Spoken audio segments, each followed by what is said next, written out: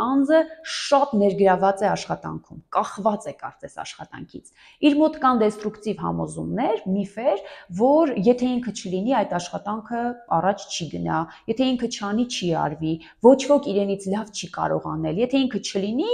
գործը կկանգնի։ Եվ նմանօրինակ սխալ համոզումները անձին բերում են նրան, որ ինքը ահավոր շատ ներգրավում է աշխատանքի մեջ, շատ ռեսուրս է տալիս, կարծես չի վստահում ինչ-որ մեկին, որ աշխատանքը այսպես փոխանցի, հա, որ իր փոխարեն գոնե աշխատանքի մի մասը մեկ այլ անձանի,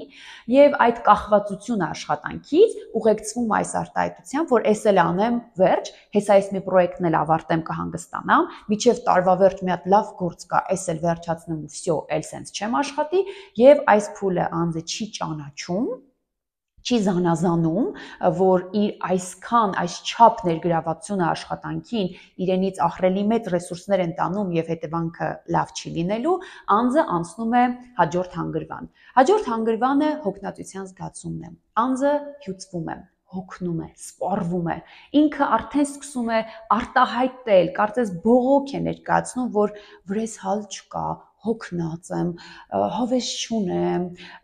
չեմ հանգստանում, քնից արթնանում եմ արդեն իսկ հոգնած, միտեղ լիներ փախչեի, եթե մենք ականջալուր լինենք մարդկանց նմանօրինակ մեսիջներին, որոնք իրենք հղում են մեզ, մենք կարող ենք երբեմն կարծես օգնել, որ մարդը կանխի այս ընթացքը, հա, որովհետև այս փուլին հաջորդող հանգրվանը շատ ավելի վտանգավոր է, որովհետև հուզական այրումին հաջորդում է դեպրեսիա։ Հուզական այրումը այդ երկրորդ հանգրվանում, երբ որ անձը չի ճանաչում նորից, որ այս քրոնիկ հոգնածությունը իրեն շատ ավելի վատ տեղ է տանում, սկսվում է անձի մոտ դեպրեսիան։ Թուլություն, այդ ապատիկ վիճակները, որը քիչ առաջ նկարագրում էի, անձը կարծես ընդհանրապես ռեսուրս չունի, հուզականորեն սպառված, էմոցիոնալ առումով մաշված, հյուծված, կորցրած հետաքրքրությունները, կորցրած մոտիվացիան, ձգտումը, երազանքները, հույսը եւ հայտնվում է այս դեպրեսիվ վիճակում։ Եվ դեպրեսիային հաջորդում է շատ ավելի բարդ հանգրվան, որն էլ այդ անվերականգնելի հյուծվածությունն է։ Բայց այս 4-րդ հանգրվանում, ընկերներ, արդեն ոչ թե պետք է մտածենք աշխատանքի մասին, այլ կյանքի մասին, որովհետև այս 3-րդ, 4-րդ հանգրվանները արդեն ուղեկցվում են հոգեսոմատիկ որոշակի շեշտված խնդիրներով եւ անձը էլ ոչ թե չի ուզում գնա աշխատանքի, այլ չի կարող գնալ աշխատանքի, ոչ թե չի ուզում ինչ-որ բան անել, այլ ուղղակի չի կարող անել։ Իսկ ովքեր որ արդեն իսկ գտնվում են 3-րդ, 4-րդ փուլերում, կամ գոնե ձեր ընտանիքի անդամները, ընկերները ձեզ անընդհատ հուշում են,